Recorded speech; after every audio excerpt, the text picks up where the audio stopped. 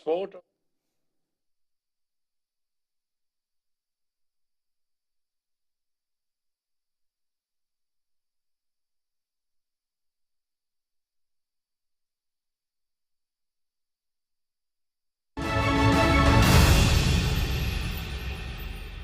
Hello and a very warm welcome. Thanks for tuning into News 9 Live. We are focusing on the re-emergence, the resurgence of the Khalistani ideology and the movement.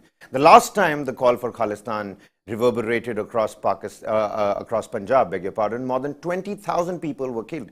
The holy Harmandir Sahib was desecrated and the Prime Minister of India assassinated. Today it seems the violent embers of the radicalized past have emerged yet again and is becoming a threat to India, especially Punjab.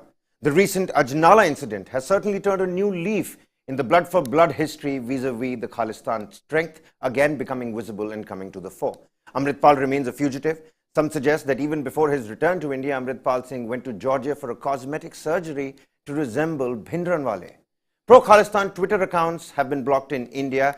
Canadian lawmaker Jagmeet Singh's account included in the list of accounts that have been blocked. Cops remain mute spectators as pro-Khalistan supporters heckle Indian-origin journalists in Canada. The convergence of Pakistani intelligence, gangland warfare and the Khalistani ideology is fermenting radical fringe elements in Canada once again. Skirmishes, some even violent, continue. From lathis in Melbourne to temple desecrations in the United Kingdom and Canada to Indian consulates being attacked in the United States.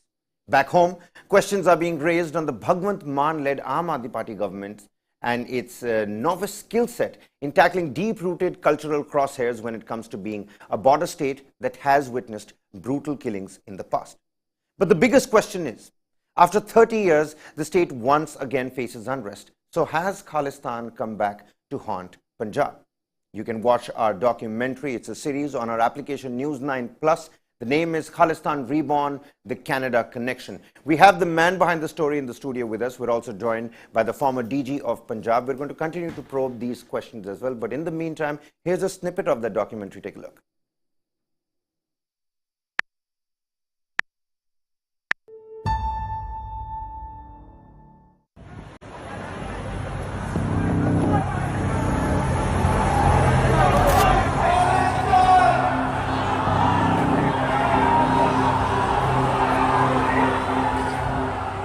On 20th March 2023, a mob of Khalistan supporters vandalized the Indian High Commission in London. A day later, the Indian consulate in San Francisco was attacked. Another plan to incite violence at the Indian embassy in Washington, D.C. was foiled by the secret services. The attacks exposed the resurgence of the Khalistan movement. The last time we saw that was in the 1980s, and that led to the worst ever incident of terrorism in Canadian history.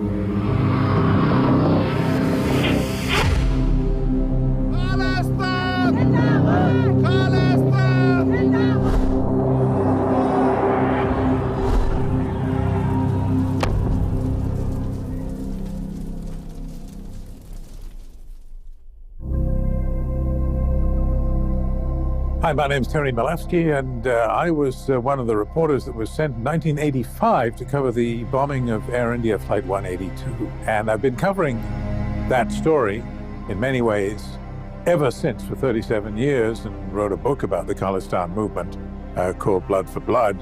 And I'm still talking about it. It won't go away.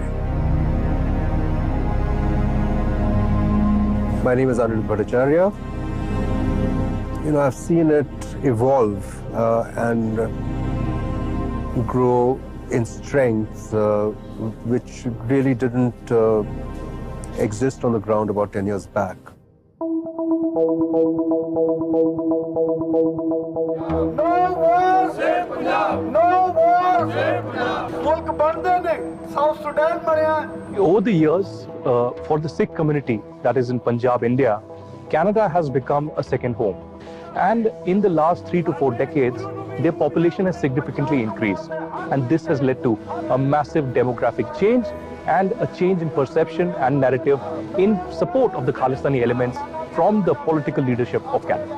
be it the ruling government or the opposition, they tend to have a separatist tendency as well, a support system for the Khalistani radical propaganda. ਸਾਡੇ ਪੰਜਾਬ ਦਾ ਹੱਲ ਕੀ ਹੈ? Today, the crisis of governance in Punjab is such that many a month they have difficulty even paying their salaries to government servants.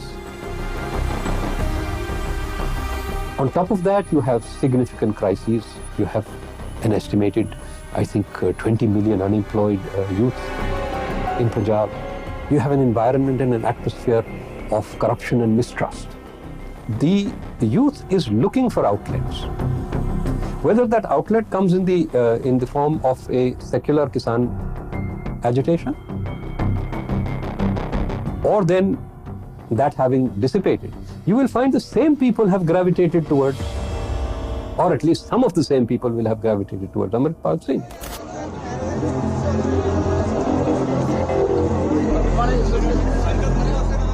One major development that happened recently was the rise of Amritpal Singh. He has these gun-wielding men around with the tag of AKF, and he is supporting the Khalistani propaganda and agenda. We've seen, in fact, the government surrendering to the diktats of the Khalistani elements.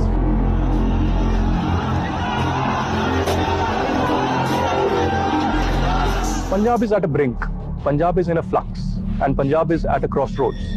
Now, which road will the Punjab government take is the biggest question. As of now, it's only worsening. It is only showcasing that the Punjab government is unable to deal with the Khalistani propagandists and the Khalistani violence in Punjab. On the other hand, the central government has taken some precautions and precautionary steps. You've seen UAPA being enforced against Khalistani elements, including the head of Sikhs for Justice, Gurprat Singh Pannu, and elements from Babar Khalsa and other Sikh Khalistani terror organizations. Situation can go out of hand, and it will be a victory for the Pakistani deep state, where the K2 strategy will be not only implemented, but will be successful.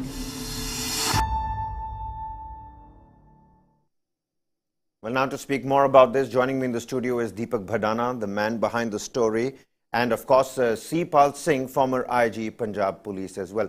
Mr. Singh, do stay on with us. I'm going to take a quick question with the man behind the story. Deepak, help the viewers understand and help them read what essentially is the premise of this documentary. There's a long history of, gangland-infused violence at play over here as well. What's the Canada connection essentially all about? So you see that in the 90s, when India successfully manages to crush the Khalistani insurgency, Punjab for once is at peace. But in that moment, what we fail to see is that embers of the movement survive. A number of these people are extracted to Pakistan, and a lot of them find asylum in Western countries, where they go as political refugees. They claim that they've been persecuted here. And Western nations, for once, were gullible. Today, they're paying the price. You see, the people that went there with their ideologies, they never really gave up that mindset. And now they are campaigning for Khalistan in Canada, right? There is a growing terror crime nexus wherein they leverage their contacts in the organized crime world, and they are then used to execute killings, execute extortions or smuggling. In India, if you look at Punjab today, more often than not, the people that you find working for the Khalistanis are people who've had a long track record of crime. These are gangsters, a number of them that you would see in the gang wars that have happened. And not just in here, even in Canada. Canada in this year has seen the highest number of gangland killings. If you look at StatsCan, which is the Canadian government's statistics department, they've brought out a paper which states that amongst the 11 most wanted people in Canada, as much as 8 are Indians or Indian origin. These are all people who are descendants of the Punjabis that went to Canada, and now they find themselves, caught amidst this trap wherein they are at one side, they have the Khalistanis, at the other side, they have these gangsters. And the misguided youth, if I would be, that would be a sympathetic way to talk about them. You could call them misguided, but what you see them doing is they are using violence, they are using crime to further an agenda, which is not really done, well for anyone. So if you look at Canada today, you see a number of expatriates over there who still harbor a dream of a Khalistan. And that dream is misguided. That Khalistan has never existed. If you look at Khalistan, even if you look at the Khalistan insurgency, where they claim that they fought for the Sikhs, you see as much as 70 to 80% of the people killed by the Khalistanis were Sikhs, not Hindus. Right. Even in the documentary, there are several parts where, with some really, top voices have come out and said that the entire movement, the entire way, the Khalistan ideology was put forth for the people to consume wasn't really, popular or democratic in its, foundation and principles. If you look at that, for instance, if you look at the recent elections that have happened in Punjab, there's only one candidate who openly supported Khalistan and managed to win the election. That was Simranjeet Singh Mann from Amritsar. Now, Simranjeet Singh Mann is an exception. No other Khalistani ever manages to win the elections. If you look at the votes, the average percentage of votes gained by the Khalistanis, it's never crossed beyond 2.5%. On the other hand, an outrightly Hindu party, the BJP, manages to get 3% of votes in Punjab. So, you see the small fringe element, which garners less than 2.5% of the votes, masquerading as a majority. They're exploiting the present social unrest, the political instability to further their own agenda. And what is clear is that these people don't really care about what happens to Punjab in general. They are guided, they're like obsessed with an ideology that has brought nothing but blood to Punjab. All right. Pal Singh, former IG, Punjab Police, also with us on the broadcast. Mr. Singh, you were there in the part and, parcel of the process of eliminating that particular insurgency, that the whole ethos of that ideology that spells Khalistan. The recent Ajnala incident is now in front of everybody. We saw the brute force that was used by the supporters of Amritpal Singh. What do you think in terms of similarities can be drawn from what you saw erstwhile in the 1980s, let's say, and what you're seeing today in 2023? The similarity is that it's very clear that any lackadaisical approach towards terrorism and also any hard-hitting approach cannot be a success. We had been able to, in the end game of Punjab terrorism in '84, the police had been able to achieve successes. But the idea which was there, it remained in the minds of the Sikhs. If you go to the right from the year 1947 onward, somehow or the other, the identity of the Sikhs has been the major point to exploit by the politicians. It started with the Akali Dal movement, where it started with the Punjabi Suba agitation. After that, the State Reorganization Commission was made and divided Punjab into various. After that, there was also the Anandpur Sahib resolution. It all showed that there was something in the minds of the majority of the Sikhs where they're feeling a little disappointed and discontented that after the partition of the country, they have not been given the rightful place. Now that thing continued to be in the minds of people, and the political parties, somehow or the other, to divide the votes, created a big terrorist like Bhindranwala. And that we had to all suffer. Punjab had to suffer. Although by and large, Punjab farmers were never in favor of Khalistan, an independent homeland. Yet, they had to suffer because of the terrorist activities. So I am of the view that the ideology of Khalistan, or an independent homeland of Sikhs, has been there in the minds of the people, but it never could germinate. So if you say the Khalistan reborn, I think Khalistan never was born. It got aborted right when it started having the Khalistan. But what now created? I have a strong feeling that Canadian contact is basically, it became very, very evident and strong after the Blue Star operation.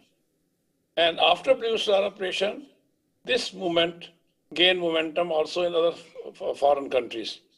You know very well that how Jagjit Singh Chauhan he went to UK and a pro-Khalistani or a Khalistan government was established in exile, so-called in exile in UK. At that point of time also, a number of organizations in Canada started having an inclination towards creation of a pro-Sikh or a Khalistani homeland. There have been World Organization of Sikhs, there have been an International Youth Federation, and of course the Babar Khalsa in Canada. Besides that, a number of alienated Sikh youths who were probably dealt with very Well, the strongly problems, at the time Mr. of Singh, Blue the Star problems, it Operation seems, and are after. a dime a dozen at this point in time. But if you could, point onto the prime reason why, what is it that has helped the Khalistani movement to, still survive, let's say, You see- 3.5, 4 decades on? Yeah, I beg to agree with you on this, the Khalistani movement, but not Khalistan Reborn. This is Khalistani movement is being a resurgence. Yes, not Khalistan Reborn. Khalistan was never born as such. Anyway, Khalistani movement Reborn is I can tell you without any hesitation that the person concerned, whom you say is now reviving the Khalistan movement, is absolutely insignificant. Except that the movement is getting momentum, is getting control in the hands of the terrorists in foreign countries. You remember when the last time the Prime Minister of Canada came here, and that time the Chief Minister of Punjab, Captain Amrinder Singh, refused to meet him for reason that he is a pro-Khalistani. So they were there. Now, after this, his coming, they feel that there is still some chance of revival, the same movement. The first is an insignificant person with of course, I still feel, I have talked to many people, that there is somebody, or there are some people who are the brains behind him. As an insignificant small person, he could not have gained such a momentum in such a few months. So there is a brain behind it. The call of Sarbat Khalsa, etc., cannot be his own doing. There is a brain behind him. And gradually, I am of the view that for the time being, of course, in the agriculture community or in the villages, there is not much of support for him. But All right. this but is very important. But if we do not deal with this particular individual, both in a proper political manner, as well as without adopting a lackadaisical approach in enforcing law and order, then certainly this is a potential danger for Punjab. Absolutely. Deepak, those are some really eloquently and well put points by Sipal Singh. He's talking about the momentum that's growing in Canada as well. Now, what's the situation like in Canada? It's like a home away from home for these so-called persecuted and political victims of Punjab. But at the same time, there's a lot of youth in Punjab as well. We were earlier having that discussion about how the old guard is more conservative, whilst the younger generation is more millennial, is getting in terms with what's happening on technology, media, social media, all of that. How important is it to curb the radicalization efforts in Canada at this moment? See, what you need to see is the narrative that they've been selling. You have to fight them on the narrative front first. What you see, Amritpal and this whole, menagerie of Khalistani radicals spouting are abstract notions. Words like Punjab ko uski kabhi sahi respect nahi mili. Okay. Now these are abstract notions. What do you mean by the right place? Right? These are abstract notions wherein anybody can fill in their own grievances. This is like saying that it was not good enough. What do you mean by not good enough? When these people are putting, Amritpal brings about Sikhi as the solution to every problem in Punjab. Presently, if you look at Punjab, you'll see that there is social unrest. You'll see political instability. There's an economic downturn. There is a drug menace. To Amritpal, Sikhi is the answer to all these problems. He plans to bring up factories through that. He plans to, de-addict a number of boys. What these people forget is a number of solutions to these problems are already there. They are working. towards that. When you come to Canada, you see the same grievances which are then voiced by the expatriates. To begin with, the biggest problem for the Punjabis in Canada is that they don't understand the Punjab of India. The Punjab that they left behind is the Punjab of the 60s and 70s. And that has changed. That has changed. The Punjab that they left behind wasn't even, hadn't even approached the Green Revolution.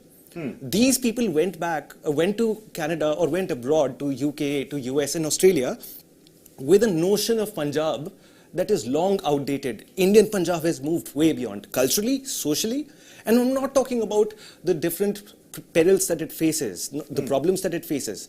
Those are true, yes. But Punjab has changed in terms of its development indexes.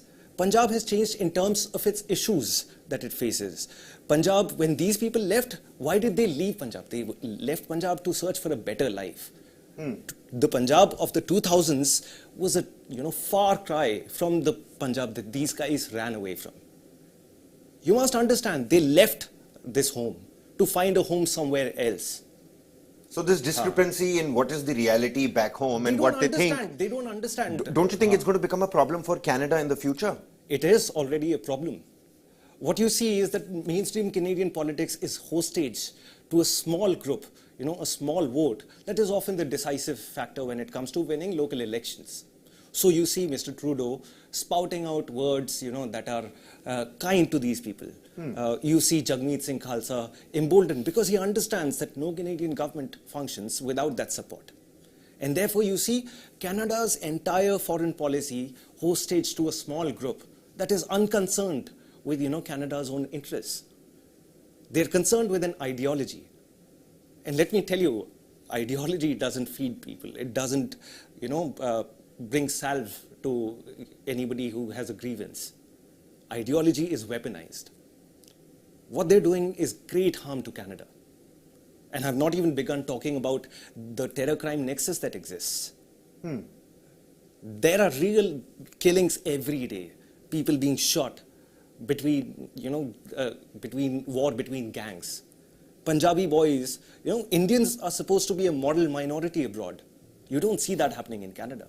Yeah, StatsCan did put those numbers out about the shootings and the killings and the brutal beatings of other people as well. Let's take this question to Sipal Singh. Mr. Singh, what do you think are the prime security challenges for the West and back home as well? And how, should the government deal with this? How swiftly should the government deal with this? Do you think what the Aam Aadmi Party government is doing in Punjab and what the central government has done so far, do you think it's with the right speed and the right momentum?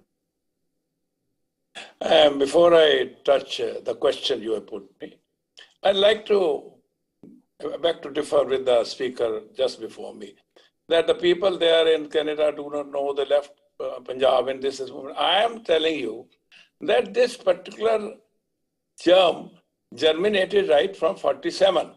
Those people are well aware that immediately after the 47, what happened? Because Master Tara Singh at that time wanted that in addition to the Muslim state and the Hindu state, we should have some 6 states, small state.